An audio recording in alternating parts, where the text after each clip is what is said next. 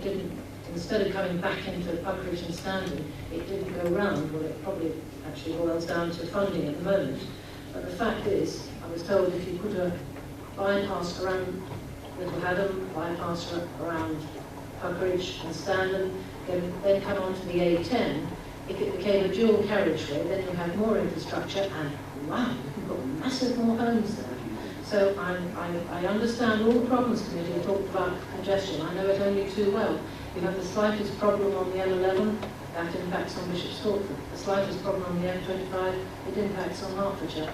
But we have to consider, at some point or other, as Councillor Moore has said, we need homes, but I understand the concerns of the committee with the highways issues, but I cannot see at the moment how we can solve those while people continue to use their cars, even the shortest journeys, and particularly in the rural areas, people have very few options. They don't have a good bus service, they may not be able to walk to work, they have to use their cars. So I cannot see in the short term actually how we get through this problem. Councillor Bolton. Yes, about the roundabout, what I call the Tesco roundabout, that I think there's a bit of lack of imagination around that one. Because if that was a slightly larger roundabout and you had dedicated lanes coming from Little Haddam, you could have a dedicated lane around the A120, which would relieve all that. Some people in the country, like you, Hertford one, they have traffic lights on roundabouts. Now I know people say that holds traffic up, but when it lets them go, it lets a lot of traffic go all in one go. It helps. I think on that roundabout, there's a lack of imagination as to what we can do. The other one, which I'll throw in, but we won't have because it's too expensive, if we actually completed the southern part of the bypass of St James's Way, round to the M11, we would relieve a lot of that traffic at Hoppel. A lot of that wouldn't be there. A lot of people go to Hoppel because that's the quickest way to the roundabout.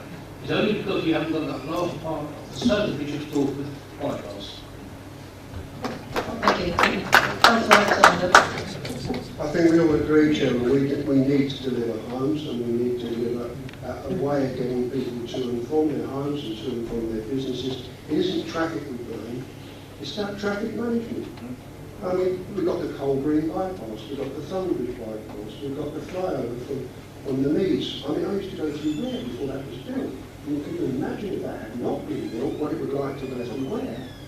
So we need to invest in the infrastructure. And I think, what comes first, in my opinion, should be the infrastructure, but we're not where we are at the moment with that. I still think the homes should be built. Councillor was absolutely right. People need somewhere to live. And there's going to be a lot of people power if it doesn't work and people get congested, and I guess someone's going to be putting their hands in their pockets to find money to build the Little Haddam bypass and the very thing that my colleagues just suggested to relieve the traffic. Councillor Newman. Thank you, Chairman. Just picking up on Councillor Lawrence's point, which is what I raised before. I wonder if I might put a question to our highways colleagues. Is there no solution or no modification to the Tesco roundabout, no matter how extensive, which you would believe will be an acceptable solution?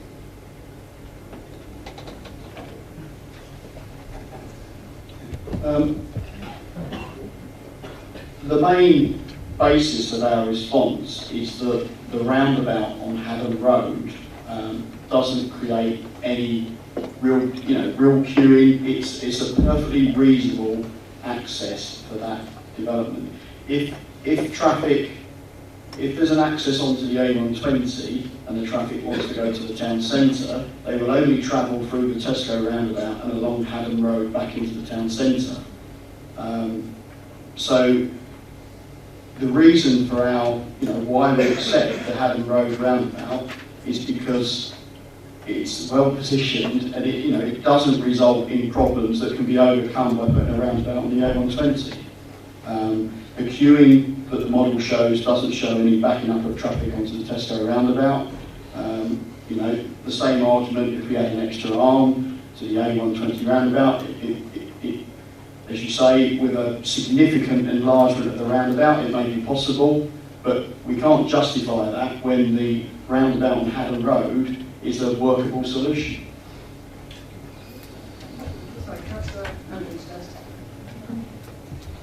you, Chairman. I've got a number of concerns around early years provision, around provision for adult care and the more vulnerable elderly members of our communities, which will be lived there at some stage, hopefully enjoyably, about provision for youth, etc., etc. But I've got a specific question, if I may, through you, to put to Highways colleagues, and that is, have they considered any other method of getting traffic in and out of this development along the A120 than a roundabout or a modification to the Tesco?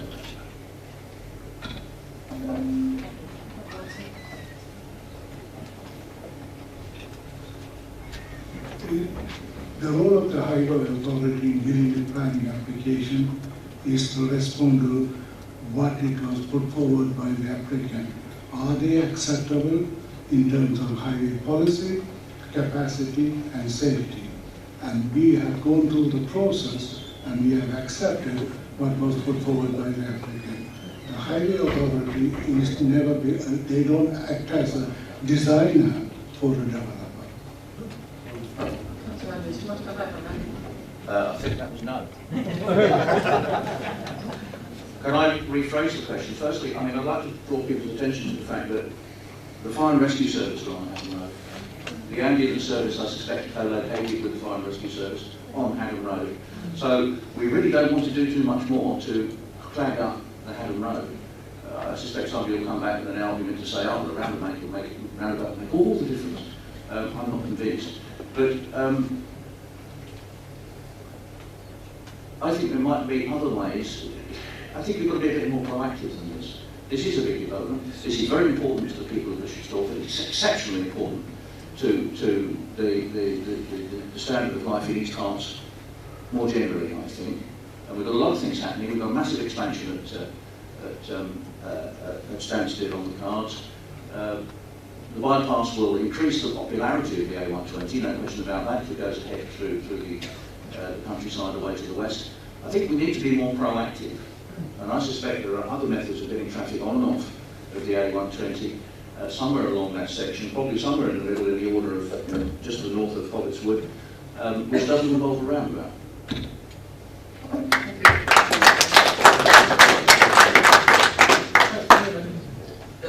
Thank you, Chairman. I think I come to our colleagues from Highways answered the point that their assessment was the acceptability of the proposal put forward by the developers. The fact that there may be a solution which is acceptable in their view, but which is also acceptable to the local residents, doesn't seem to have been explored, and I believe we need to explore those options somehow or other.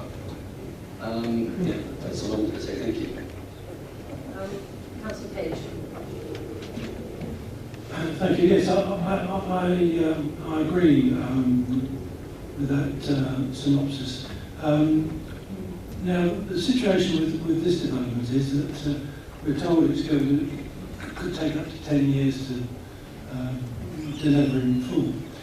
At the end of 10 years, I dare say we're really looking at Bishop Stortford South or Bishop Stortford East for another development.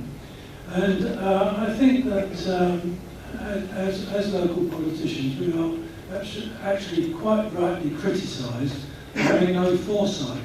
Now, we know that there's a huge demand for housing. We know that if this proposed scheme goes ahead, it won't be the end of it. And we really ought to sort out a traffic plan for Bishop Stortford, the same as we should be sorting out traffic plans for all our towns and villages in East Hertfordshire. And we shouldn't do it on a piecemeal basis. We should have a traffic plan that's going to work. And doing it piecemeal just doesn't cut any ice, and we will be continually criticised, and we deserve it.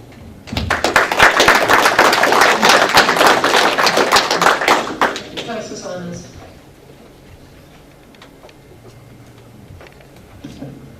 Thank you, Madam Chairman. Just one point. I do agree with Councillor Moore with houses.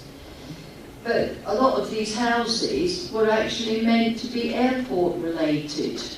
At the moment we have only run one runway at Stansted, There is nothing on the cards at the moment apart from the High Court judgment which came through the other day that Stansted Airport is going to expand. So therefore, why do we need 2,500 houses for people to work at Stansted Airport when there's no jobs at Stansted Airport?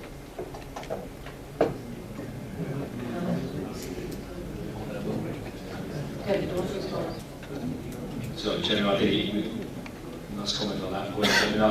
I think I just need to remind members to go back to obviously the basic policy position. We know we've acknowledged as a council, we've acknowledged that we're under-delivering in relation to housing. That is an acknowledged position the council has.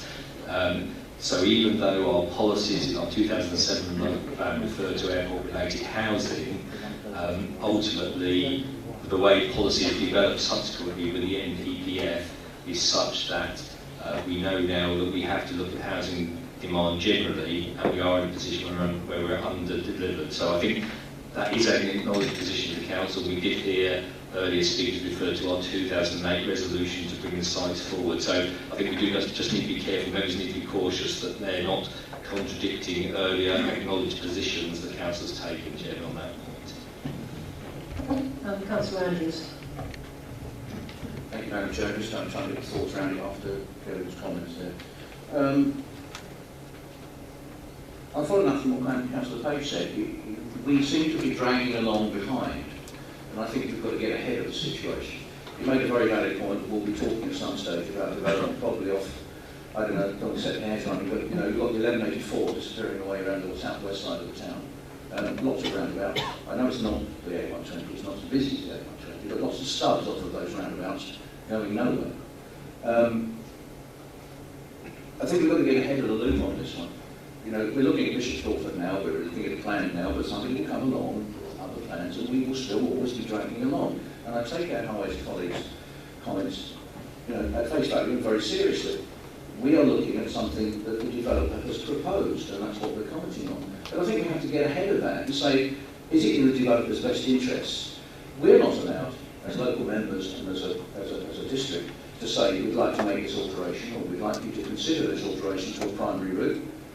But the developer can either positively or negatively do exactly that. Build their development, and in 10 years go away and leave us to live with the result. And I don't feel comfortable with that. And I think the mood of the meeting is very clear. We don't want to get hung up on transport. We don't want to get hung up on anything. We do want to put people in good houses. But it's about living, not about roofs and housing. It's about living.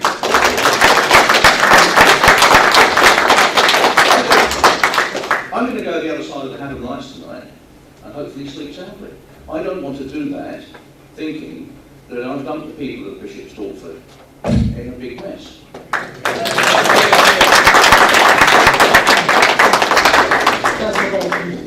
Yes, sir.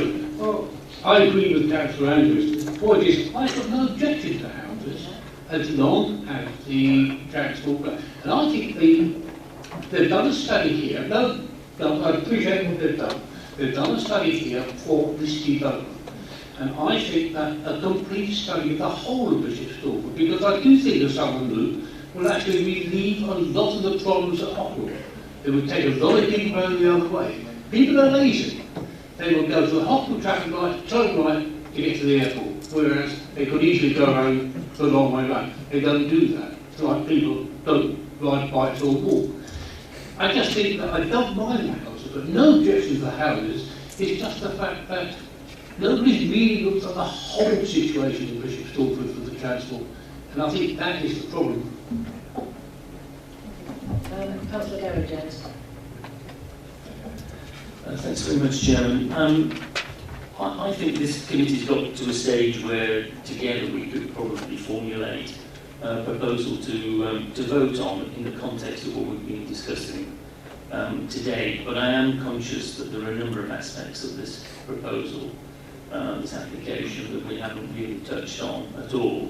And it may be that it would be appropriate to move on to discuss some of those rather than just to produce a proposal which is remarkably partial in its in its consideration of the application. Thank you. We have a number of other issues to discuss. Would members prefer to move on at the moment? Move on. Yeah, thank you. Okay, Kevin.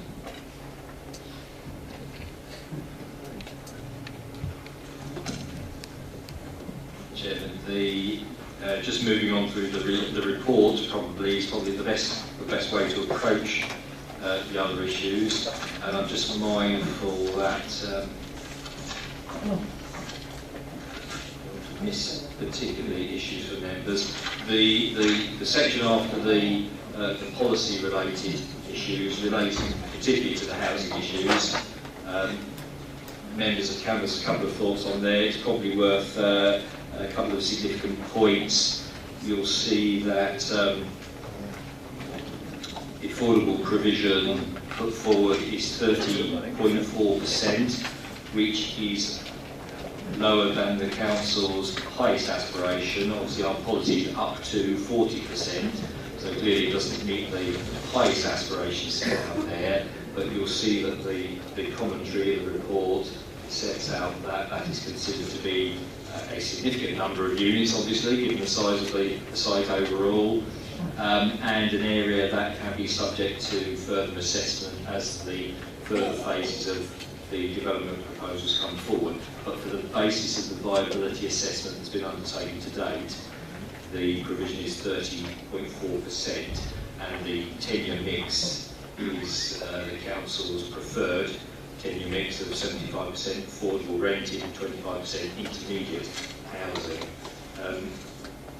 Chairman, I think that's probably the most salient point in relation to housing issues. Maybe some specific points, obviously important, but in relation to the provision of lifetime homes to lifetime standards, lifetime home standards, 15%, and also there is the potential of bringing forward, if the council feels that funding should be directed differently towards specialised housing, either for those with health-related problems or for elderly persons. So again, that's something that can be considered as part of the detailed viability of the proposals in later phases. Those are probably the most salient points in relation to housing. I don't know if anyone wants to comment on those at all. Councillor Andrews. Thank you, Chairman. Yeah, my only concern really, I don't think I have a problem with that percentage. My only concern is that we make sure that we get them in places that we want. I am conscious in the past that we've come to agreements with developers around siting and they've not always been sympathetic to that. I don't feel that it's appropriate to put all the items in the units in this particular status in the same place or in clubs. I think they should be, my own personal view is they should be spread out quite widely within the greater community. And I hope that at some stage, probably with more detailed planning, we can make that stick. Thank you, Councillor Page. Thank you, Chairman. I've got a slight problem with 8.6.9 on page 96, where the officers conclude that with some exceptions the development does little more than the basic building regulation standards. I would hope that we would have greater aspirations for new development, particularly in Bishop Stortford. And I think actually that this statement is contrary to the NPPF statement on core planning principles, where they're looking for good design quality. Can I just follow on to that, Chairman? If you look at 682, 687 and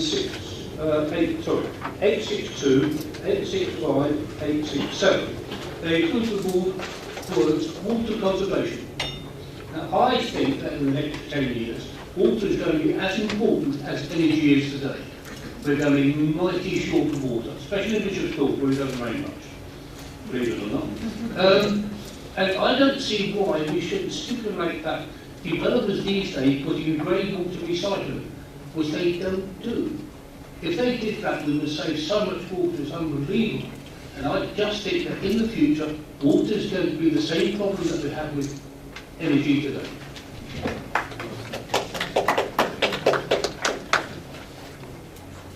Councillor Williamson. Well, if I may follow on from that as well. 8.6.9 on page 96, Councillor Page read out the first part of that paragraph, but the bit that leapt out of me when I read that was, with some exceptions, development does little more than meet basic building regulation standards and cannot claim any special sustainability credentials with regard to construction and energy use. Well, sustainability seems to be a theme we keep hearing about this evening. The development has to be sustainable. So how many points does sustainable construction design count towards sustainable development?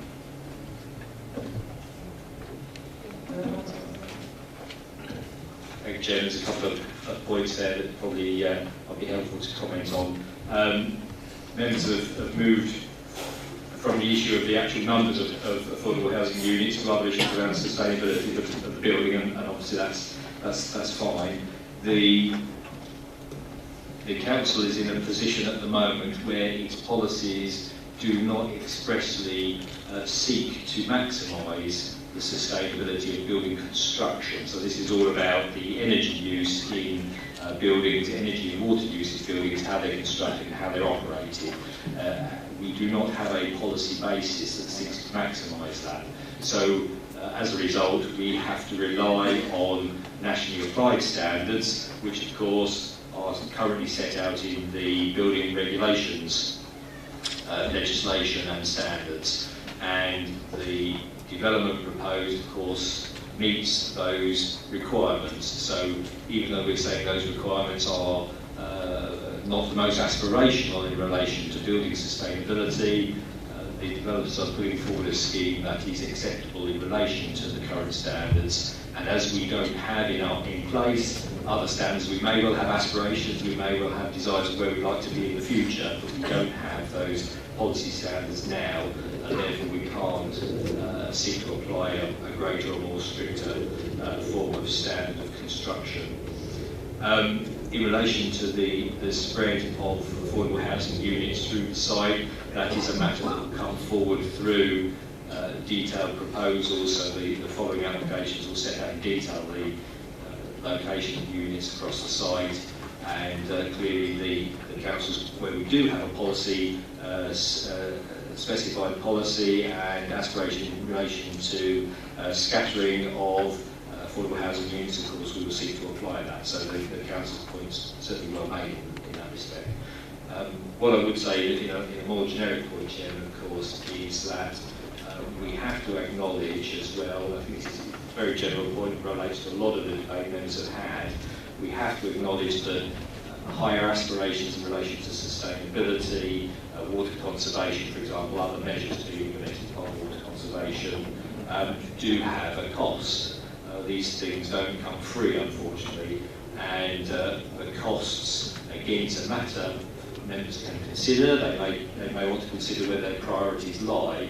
You heard me refer earlier to funding availability for the scheme, but of course ultimately there is a finite amount there, and if we seek to maximise policy objectives in one area, we will need to see how that impacts on our policy aspirations in other areas. And the only point I would add to that at the moment, of course, is that members will know, particularly highways infrastructure can be incredibly expensive to achieve. But that's just a general point, Chairman, of course, that where we seek greater aspirations does have implications for what the development can deliver. Councillor Newman. Thank you, Chairman. Kevin referred to the percentage of affordable housing and other points like that. Somewhere within this report it acknowledges that actually the likelihood is that full permission or application for full permission would be brought forward for smaller parcels of land, not for the whole of phase 1 or the whole of phase 2. And I just wonder whether a thought has been, or consideration has been given to whether there's an expectation that each of those smaller parcels would meet the affordable homes, the 30% affordable home provision, and equally whether each of the smaller parcels of land will be expected to have the spread of housing in terms of 1, 2, 3, 4 and 5 bedroom housing for which an overall figure has been provided. Said that so much better. Chairman, yes. I think much depends on the scale of development as it comes forward, really, is probably the best answer to that. And we currently have with us, following this application lodged with the Council, is a further outline application for what's being called the first phase of the development, which is the western neighbourhood area, the entirety of the western neighbourhood area, some 860 odd, I forget the precise number, Chairman, but 860 or thereabouts units, so a considerable amount, of course, and it's entirely reasonable through consideration of that sort of scale of development to ensure that it delivers adequately in relation to affordable housing proportions, mix of unit sizes and so on. If of course, subsequent phases come forward in much smaller amounts, then it would probably be less reasonable to do so, depending on what else has been delivered across the site. We would always seek to achieve overall the appropriate mix, but if it came forward in much smaller parcels, 10s or 15s or so on, then it might then be appropriate for some of those to be released to just deal with a particular type of development, but ensuring that the overall mix is not lost sight of. So I think it very much depends how it comes forward. It's a matter of interest. I know there are several developments where they have affordable housing, but that affordable housing is not spread over the site, they are lumped together. And I'm just wondering how, if we wish to, and I think in most cases we should, we can make sure that these are dotted around the site, not all lumped together. Well, if I may, Chairman, I think particularly in relation to that, relating back to Councillor Newman's point as well, again, members will see in the ERPA, the Section 106 requirements, there is a requirement there for, particularly for affordable housing strategy, which will cover issues around mix to be delivered at particular times of the development on the site, and also covers the issue again, and Councillor Andrews raised about location across the site. So I think those matters can be adequately controlled through the legal agreement requirements. Any more questions on housing? Yes, Chairman. The next part of the report relates to the neighbourhood centres and employment provision. Again, to be brief in the main points, you heard me refer earlier to two neighbourhood centres, bringing forward a range of retail, service, community and employment uses. The floor space figures are set out right at the beginning of the report. I'll just refer to them again, Chairman, now, up to 4.1 hectares of land, providing 21,000 square metres gross commercial floor space. That's the employment use classes B1, A, B and C, inclusive if required, and we've heard reference to a potential for healthcare provision. So this proposal enables that to come forward on the site if it's required here, pursued here. Retail floor space up to a maximum of 1,200 square metres, and the potential for, again, this proposal enables community, cultural and leisure uses. In addition to that, there's a flexible provision of additional 0.5 hectares up to another 4,000 square metres of commercial floor space if the demand for that is not demonstrated. That would revert to residential use. Chairman, particularly in relation to that employment question, the Council again engaged for advice to look town-wide at the provision of employment. The way the Council best direct itself, I think is probably the best way